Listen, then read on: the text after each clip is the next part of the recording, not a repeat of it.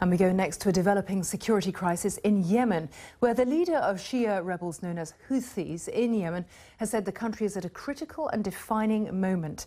In a live televised address, Abdul Malik al-Houthi accused President Abdrabbuh Mansour Hadi and the country's leaders of putting their interests ahead of the Yemeni people.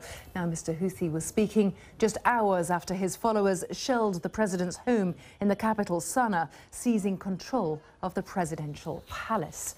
Well, with me now is May Noman from BBC Arabic. And May, you're Yemeni. Tell us a little bit more about what is happening in the capital right now. So what we've heard reports from the ground is that the situation, the tensions have escalated between the Houthis and the government to the extent that they've shelled the presidential palace. They've taken control over it. We know that the president is okay and he is safe in his home, but that they've taken control over the palace.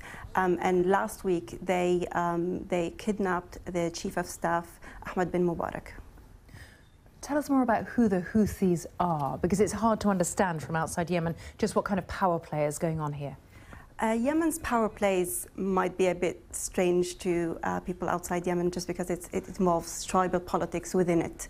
The Houthis are a rebel group who adhere to a branch of Shia called the Zaydis.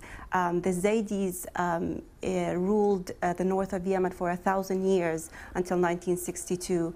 And so now there are claims. Some of the opponents of Houthis say that they're actually trying to reinstate that kind of rule, the imamate rule of the Zaydis. So it's about old scores or old wounds re-emerging? Some of it is. People sometimes go to the sectarian issue that it is a Shia against Sunni, when actually Yemen is a lot more nuanced than that. It's a lot more nuanced than that. The struggle is tribal, but also there's personal vengeance between different parts. And it's being exploited somewhat, isn't it, by Al-Qaeda? We do hear quite a lot about Al-Qaeda in Yemen, and you know, it is quite fertile ground for jihadis. Absolutely.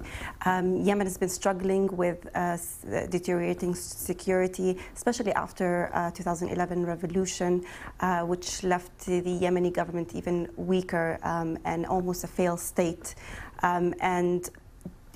Post the tensions between the Houthis and the government, Al-Qaeda made its advance inside Yemen, and now we see battles actually between the Houthis and Al-Qaeda.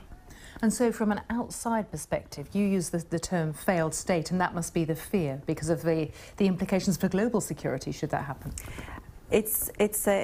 No country lives in isolation, and Yemen borders Saudi Arabia, and it doesn't only pose a risk to their security, but also internationally. Just last week we heard a QAP leader in Yemen announcing that they claim responsibility for the Charlie Hebdo attack 2 weeks ago in Paris. May Noman, thank you very much for talking us through that and throwing some light on the situation.